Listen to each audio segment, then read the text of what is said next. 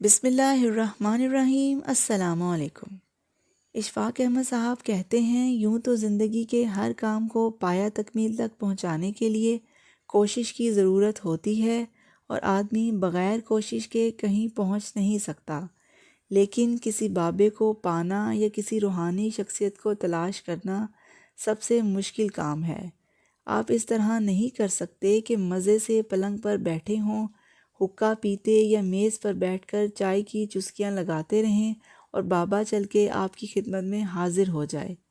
بابے کو تلاش کرنے کے لیے آپ کو کچھ محنت، کچھ کوشش کرنی پڑے گی اور کچھ آرزو بھی رکھنا پڑے گی، اور کچھ نہیں تو ایک یقیناً مستحکم اور پختہ ارادہ، ایک سچی تمنا ضرور چاہیے۔ چونکہ تمنا ہو تو پھول کھلتا ہے۔ مجھ سے اکثر لوگ پوچھتے ہیں کہ اشفاق صاحب کسی بابے کا ٹیلی فون نمبر بتائیں یا اس کا موبائل فون ہمیں دے دیں۔ بھائی ایسے تو نہیں ہوتا نا، ان کا کوئی نمبر اور نہ پوسٹل ایڈریس۔ آپ حیران ہوں گے، اور جب بہت دور آگے نکل جائیں گے تو پتہ چلے گا کہ یہ تو اندر سے ہی پیدا ہوتا ہے اور پھر یکایک سامنے آ جاتا ہے اور آپ کو اندر کی باتیں بتاتا ہے اور اندر ہی کی باتیں سکھاتا ہے، اور انسان کے دل میں، ذہن اور روح میں یہ آرزو پیدا ہوتی ہے کہ میں کسی ایسی شخصیت سے ضرور ملوں جو ہر حال میں اور ہر رنگ میں مجھ سے بہتر ہو اور ارفع ہو۔ پھر انسان کے ذہن میں یہ آرزو پیدا ہونے لگتی ہے کہ جیسے لڑکیاں میک اپ کرتی ہیں، میں بھی میک اپ کروں، لیکن اندر کا میک اپ ہو، ویسے باہر کا بھی ہونا چاہیے جو بندہ استعمال کرتا ہے کہ اچھا لگے۔ پھر ایک سٹیج ایسی بھی آ جاتی ہے کہ اس کو اپنا اندر اچھا نہیں لگتا اور اس کی آرزو ہوتی ہے کہ میں اندر کا میک اپ کر کے کسی مقام تک پہنچوں اور پھر ایسی روح کے ساتھ ساز اور تعلق رکھوں جو بہت اعلیٰ و عرفہ ہو۔ ہمارے یہاں قریب ہی بہارت میں ایک جگہ ہے جسے بٹنڈا کہتے ہیں۔ یہ بڑا مشہور شہر ہے کیونکہ ریلوے کا بہت بڑا جنکشن ہے۔ تقریباً جتنی بھی گاڑیاں بھارت کے شمالی علاقوں میں چلتی ہیں وہ سب کی سب یہاں سے ہو کر جاتی ہیں۔ جو میری عمر کے لوگ ہیں وہ اس محاورے کو بھی جانتے ہوں گے کہ اس نے بی اے وایا بھٹنڈا کیا ہے، اس لیے کہ وہ آسان بی اے ہوتا تھا۔ کوئی منشی فاضل، مولوی فاضل کر کے صرف انگریزی کا امتحان دے کر ایک لولی لنگڑی بی اے کی سند حاصل کر لیتا تھا۔ اس اعتبار سے بھی بٹنڈا بہت مشہور تھا، لیکن میری نگاہوں میں اس شہر کا رتبہ ان ساری چیزوں سے بلند ہے۔ کسی زمانے میں صدیوں پہلے اس شہر میں ریت کے میدان میں شام کو نوجوان اکٹھے ہوتے تھے، اور اپنی اس زمانے کی، بہت عرصہ، بہت صدیاں پہلے کی بات کر رہا ہوں، کھیلیں کھیلتے تھے۔ پھر تھک ہار کے، کیونکہ یہ جوان اور کڑیل کھیلیں ہوتی تھیں، چاندنی رات میں اسی ریت پر بیٹھ کر کہانیاں کہتے ہیں۔ ایک دفعہ کہانیاں کہتے کہتے کسی ایک نوجوان لڑکے نے اپنے ساتھیوں سے یہ ذکر کیا کہ اس دھرتی پہ ایک اتار آیا ہے، لیکن ہمیں پتہ نہیں کہ وہ کہاں ہے۔ اس کے ایک ساتھی رتن ناتھ نے کہا، تجھے جگہ کا پتہ نہیں ہے؟ اس نے کہا، مجھے معلوم نہیں، لیکن یہ بات دنیا والے جان گئے ہیں کہ ایک اتار اس دھرتی پر تشریف لایا ہے۔ اب رتن ناتھ کے دل میں یہ کھدبد شروع ہو گئی کہ وہ کون سا علاقہ ہے اور کدھر یہ اتار آیا ہے، اور میری زندگی میں یہ کتنی خوش قسمتی کی بات ہوگی، اور میں کتنا خوش قسمت ہوں گا اگر اتار دنیا میں موجود ہے اور اس سے ملوں، اور اگر ملا نہ جائے تو بہت کمزوری اور نامرادی کی بات ہوگی۔ چنانچہ اس نے ارد گرد سے پتہ لیا۔ کچھ بڑے بزرگوں نے بتایا کہ وہ عرب میں آیا ہے، اور عرب یہاں سے بہت دور ہے۔ وہ رات کو لیٹ کر سوچنے لگا کہ بندہ کیا عرب نہیں جا سکتا؟ اب وہاں جانے کے ذرائع تو اس کے پاس تھے نہیں، لیکن اس کا تہیہ پکا اور پختہ ہو گیا۔ اس نے بات نہ کی اور نہ کوئی اعلان ہی کیا، کوئی کتاب رسالہ نہیں پڑھا، بلکہ اپنے دل کے اندر اس دیوتا کا روپ اتار لیا کہ میں نے اس کی خدمت میں ضرور حاضر ہونا ہے اور میں نے یہ خوش قسمت آدمی بننا ہے۔ چنانچہ اس نے ایک بڑی مضبوط موٹی ڈانگ لی، اس کو تیل پلایا، اس پر کھرکے لگائے اور اس کے آخر پر بلم لگائی، خونخوار خوفناک جانداروں سے بچنے کے لیے۔ اپنا تھیلا لیا، 2 جوتے موٹی کھال کے اور موٹے تلوے کے بنوائے، اور ڈانگ کندھے پر رکھ کر چل پڑا۔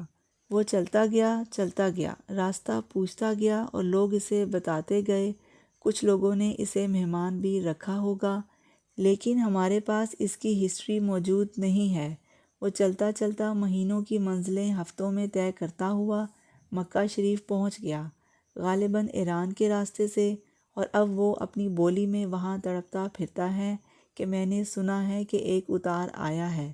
اب کچھ لوگ اس کی بات کو لفظی طور پر تو نہیں سمجھتے تھے، لیکن اس کی طرف سے اندازہ ضرور لگاتے تھے کہ ایک آدمی نے اسے بتایا ہے کہ وہ یہاں نہیں ہے، بلکہ وہ یہاں سے آگے تشریف لے جا چکے ہیں، اور اس شہر کا نام مدینہ ہے۔ اس نے کہا میں نے اتنے ہزاروں میل کا سفر کیا ہے اور یہ مدینہ کون سا دور ہے، میں یہ 600 کلومیٹر بھی کر لوں گا۔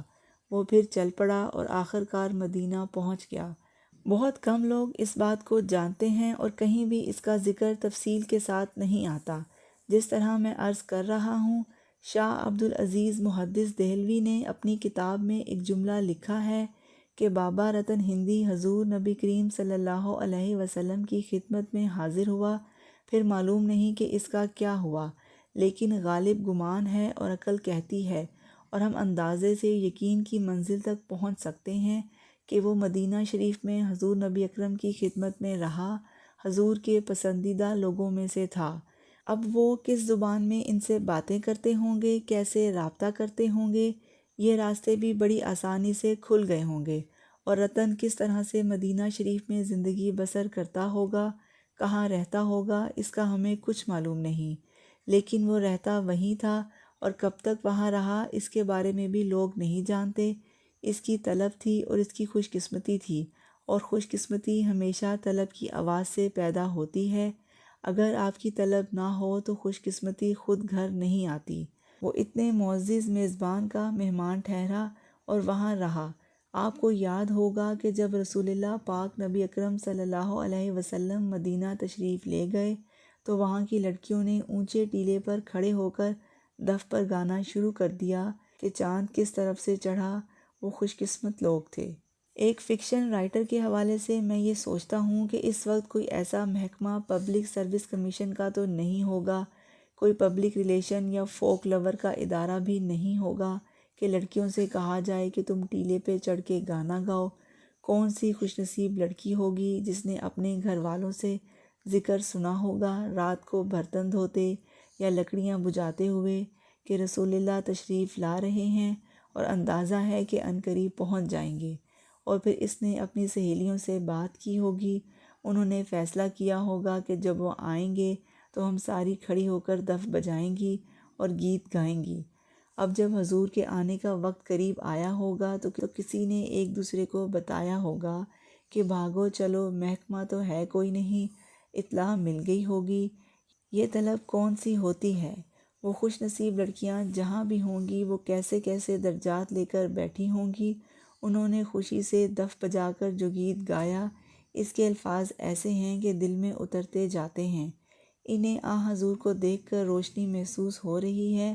پھر وہ کون سی جگہ تھی جسے بابا رتن ہندی نے قبول کیا، اور سارے دوستوں کو چھوڑ کر اس عرب کے ریتلے میدان میں وہ اپنی لاٹھی لے کر چل پڑا کہ میں تو اتار سے ملوں گا۔ بہت سے اور لوگوں نے بھی رتن ہندی پر ریسرچ کی ہے۔ ایک جرمن اسکالر بھی ان میں شامل ہیں جنہوں نے سب سے زیادہ کام کیا ہے۔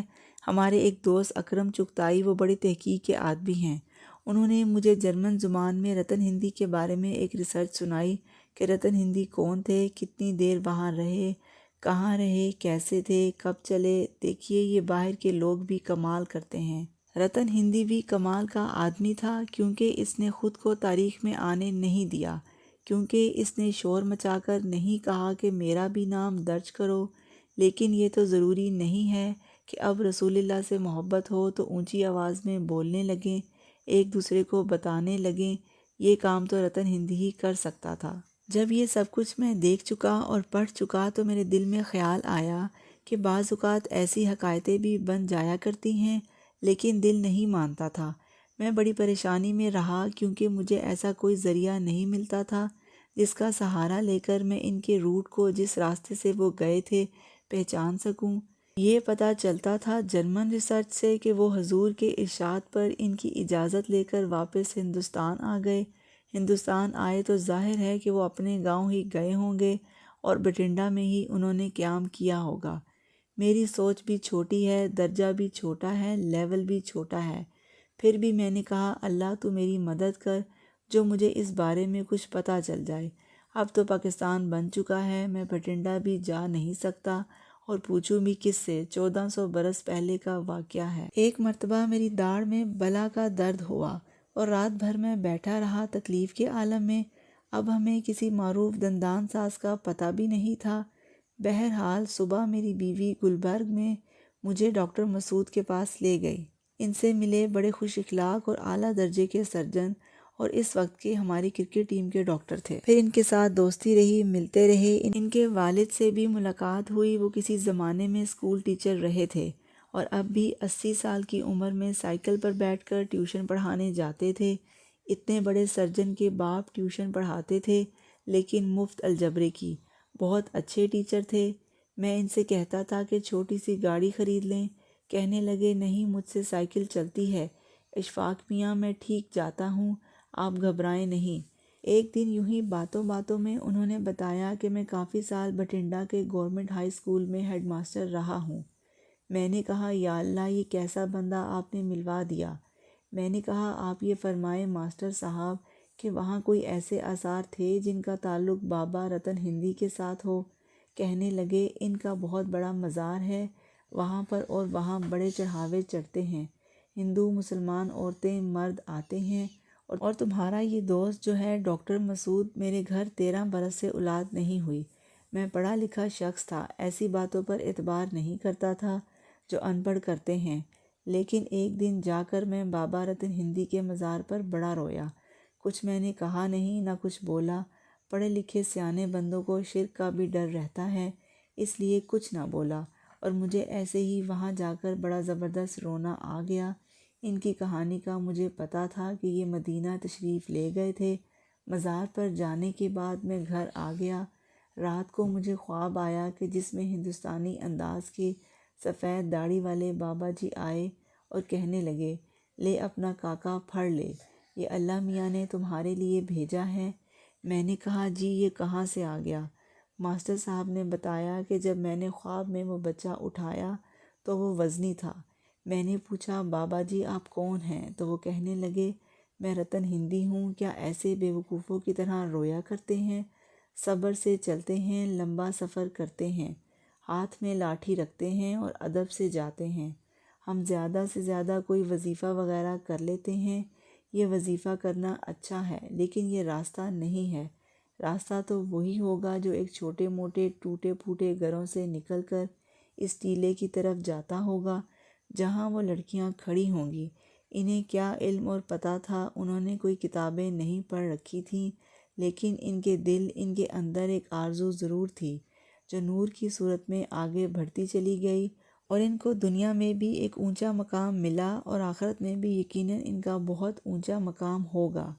اس کے لیے میں اپنے آپ سے فارغ اوقات میں یہ ضرور کہتا ہوں، اللہ تعالیٰ کا شکر ادا کرتا ہوں اور اپنے آپ سے بھی مخاطب ہوتا ہوں کہ پڑھنے سے، علم حاصل کرنے سے تو یہ سب کچھ نہیں ہوگا، یہ تو میری معلومات میں اضافہ کرے گا، مجھے معلومات حاصل ہو جائیں گی، لیکن محبت کا راستہ اور ہے جبکہ معلومات کا راستہ اور ہے۔ آپ ملاحظہ کرتے ہوں گے کہ آج کل ہم معلومات کے راستے پر چل رہے ہیں کیونکہ یہ انفارمیشن کی صدی ہے اور ہم اس صدی میں زیادہ سے زیادہ معلومات حاصل کرنے کے خواہش مند ہیں، لیکن محبت کا راستہ دوسرا ہے جو ہم کو اوپر لے جاتا ہے، اور محبت کا راستہ حاصل کرنے کے لیے میں اس نتیجے پر پہنچا ہوں کہ اپنے ارد گرد کے لوگوں کے ساتھ اچھا سلوک کیا جائے، چلیں محبت نہ کی جائے، چلیں انہیں کچھ نہ دیا جائے۔ نبی کریم فرماتے ہیں کہ مسکراہٹ بھی ایک صدقہ جاریہ ہے، کبھی کبھی اسے جاری کر دیا کریں، ہنس کے بول پڑو، لیکن ہمارے ہاں یہ بھی مفقود ہو گیا ہے، حسد ہو گیا ہے، لڑائی ہوئی، جھگڑے ہو گئے، ہم محبت تو ایک طرف رہی، مسکراہٹ بھی کسی کو ادا نہیں کر سکتے۔ حالانکہ جب آپ کسی سے نفرت کا اظہار کرتے ہیں، گھوری ڈالتے ہیں، ماتھے پر سلوٹیں ڈالتے ہیں، تو آپ کے چہرے کے 72 مسلز یعنی عضلات کام کرتے ہیں، اور اگر مسکرائیں تو صرف 2 مسلز ٹینشن میں آتے ہیں۔ کتنا آسان کام ہے لیکن ہو نہیں پاتا۔ مجھے یہ سارے راز معلوم ہیں لیکن مجھ سے ایسا نہیں ہوتا۔ اندر کی بات چھوڑ کے ہم تو صرف سامان ہی اکٹھا کرنے پر لگے ہیں، لیکن یہ سامان کمبخت کسی کام نہیں آتا، بالکل کام نہیں آتا۔ اگر آپ سوچیں تو میرے پاس ایک بار کچھ پیسے جمع ہو گئے، 1,13,000 روپے۔ اب میں عمر کے آخری حصے میں ہوں، سمجھ میں نہیں آتا کہاں خرچ کروں۔ میرا جی چاہتا ہے کہ میں اپنی ذات پر خرچ کروں، دھوپ میں بیٹھ کر مولی کاٹ کر نمک لگا کر اسے کھاؤں، مگر ایسا نہیں کر سکتا۔ ڈاکٹر منع کرتے ہیں۔ تھوڑی سی محبت، تھوڑی سی الفت، تھوڑی سی مسکراہٹ جاری کرتے رہنا چاہیے۔ یہ چیک کیش کرانے پر کوئی خرچہ نہیں آتا۔ اللہ آپ کو آسانیاں عطا فرمائے اور آسانیاں تقسیم کرنے کا شرف عطا فرمائے۔ آپ سب کا بہت بہت شکریہ۔ آپ لوگ میری ویڈیو دیکھتے ہیں، سنتے ہیں، سمجھتے ہیں، پسند کرتے ہیں، شیئر کرتے ہیں اور میرے چینل کو سبسکرائب کر کے مجھے موٹیویٹ کرتے ہیں۔ جزاک اللہ۔